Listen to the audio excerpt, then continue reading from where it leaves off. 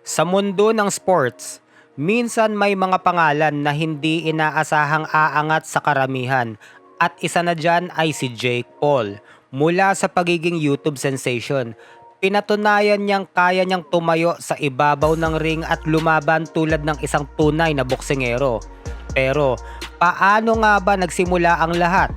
Bakit siya naging isa sa mga pinakakontrobersyal na figura sa mundo ng influencer boxing?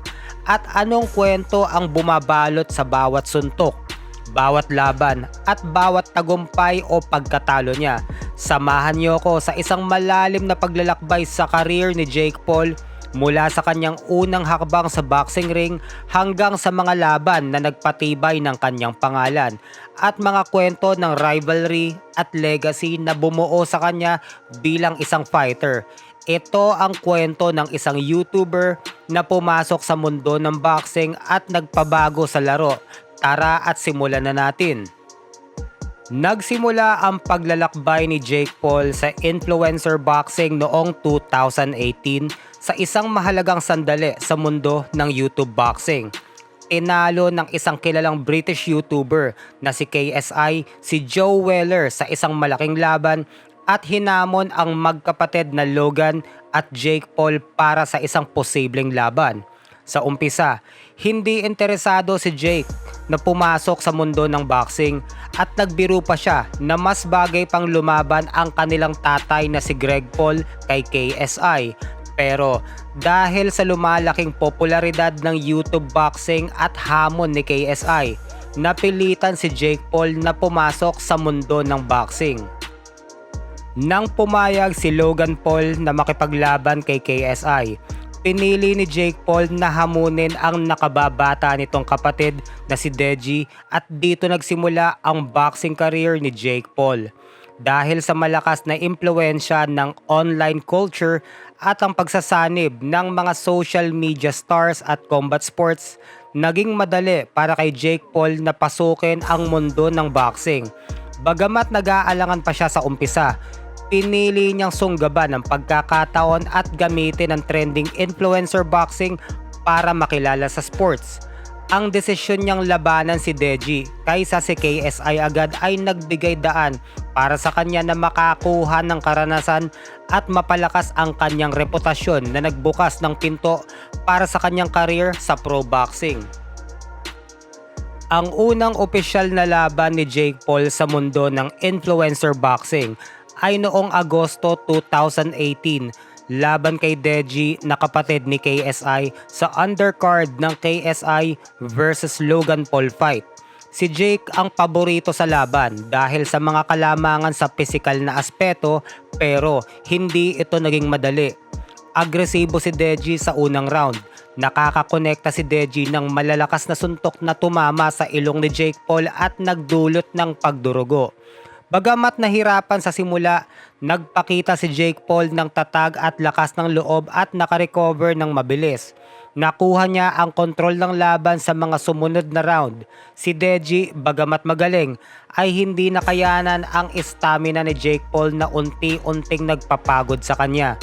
Nang dumating ang ikalimang round, hindi na nakapagpatuloy si Deji kaya tinigil ang laban at nanalo si Jake Paul. Ang laban na ito ay isa sa mga mahalagang sandali sa karera ni Jake Paul. Bagamat hindi sanay si Deji sa boxing, ipinakita ni Jake ang kanyang tapang at determinasyon at naging bahagi ng kanyang personalidad sa ring.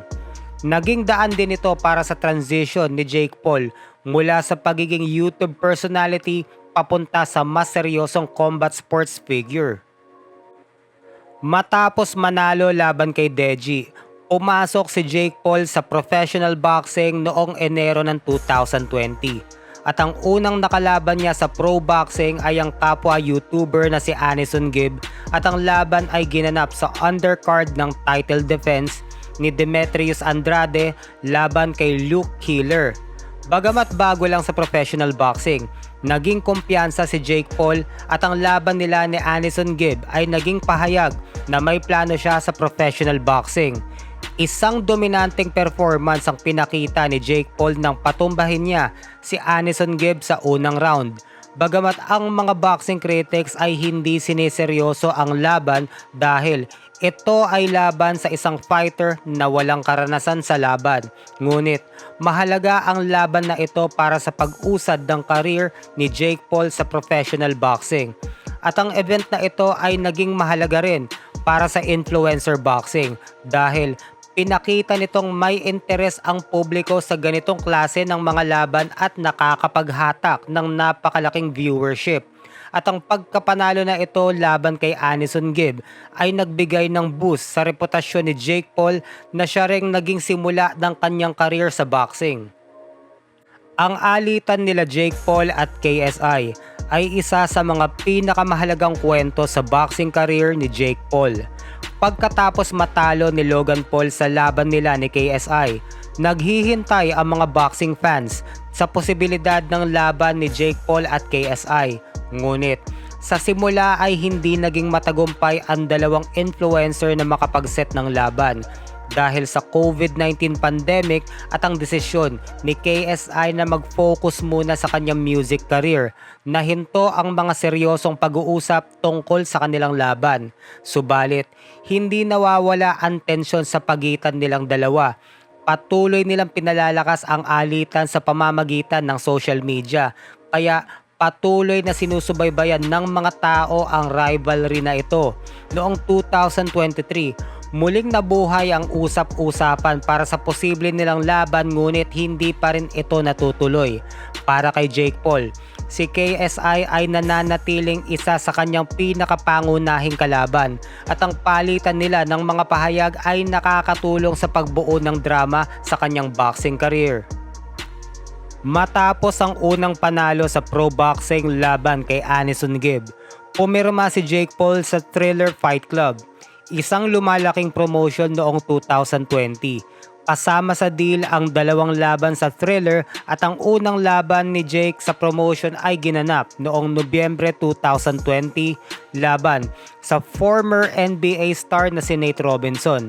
Ang laban ay naging isa sa pinakamalaking spectacles ng taon at pinakita ni Jake Paul ang lakas niya sa pamamagitan ng knockout kay Robinson sa ikalawang round. Ang panalong ito ang nagpatibay sa posisyon ni Jake Paul sa boxing at naging isang moment na pinag-usapan sa social media sports. Ang pangalawang laban ni Jake Paul ay laban kay Ben Askren, isang dating MMA fighter noong April 2021. Panalo si Jake Paul sa first round stoppage at pinagtibay ang kanyang reputasyon bilang isang seryosong boxer sa influencer boxing scene. Ang rivalry nila Tyron Woodley ay isang turning point sa boxing career ni Jake Paul dahil ito ang unang tunay na pagsubok laban sa isang bihasang MMA fighter. Si Woodley, isang former UFC welterweight champion, ang naging kalaban ni Jake Paul noong Agosto ng 2021. Inaasahan ng mga tao na mas mahirap para kay Jake Paul ang laban na ito. Sa kanilang unang laban, nanalo si Jake Paul sa controversial split decision. Ngunit sa rematch na ginanap sa huling bahagi ng taon, pinatahimik ni Jake Paul ang mga kritiko nang talunin niya si Woodley sa isang stunning knockout noong Desyembre ng 2021. Pinakita ni Jake Paul ang lumalaking kakayahan niya sa ring at tumaas ang kanyang kredibilidad bilang isang professional boxer. Noong Oktubre ng 2022, humarap si Jake Paul kay Anderson Silva, isang legendary former UFC middleweight champion na may record sa boxing noon na 3 panalo at 1 talo at isa sa mga panalo niya ay laban kay Julio Cesar Chavez Jr. Bagamat nasa late 40s na si Anderson Silva, kilala siya sa kanyang striking ability at respetado sa boxing. Pinakita ni Jake Paul na kaya niyang makipagsabayan sa isang seasoned fighter at nanalo sa pamamagitan ng unanimous decision pagkatapos ng 8 rounds. Ang panalong ito ay isa sa mga pinakamagandang performance ni Jake Paul sa kanyang career. Noong Pebrero ng 2023, naranasan ni Jake Paul ang kanyang unang professional loss laban kay Tommy Fury. ang nakababatang kapatid ng heavyweight champion na si Tyson Fury. Bagamat matindi ang laban, nagpakita pa rin si Jake Paul ng tibay at lakas, ngunit nalamangan siya ni Fury at natalo sa split decision. Ang pagkatalo na ito ay naging turning point sa karir ni Jake Paul at pinakita nitong may pagkakaiba ang influencer boxing at ang mundo ng professional boxing.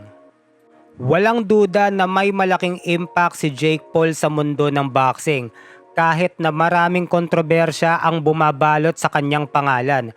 Naitaguyod niya ang popularidad ng influencer boxing at nakapagbukas siya ng pinto para sa ibang social media stars na mangarap ding makapasok sa ring. Ngunit sa kabila ng lahat ng kanyang achievements, hindi pa rin malinaw kung hanggang saan siya tatagal sa mundo ng boxing. Ang kanyang legacy ay magiging isang kombinasyon ng matagumpay na pagpasok sa boxing at kontrobersyal na mga hakbang. Ngunit hindi maikakaila na naging isang mahalagang bahagi siya sa pagsikat ng YouTube boxing sa mainstream.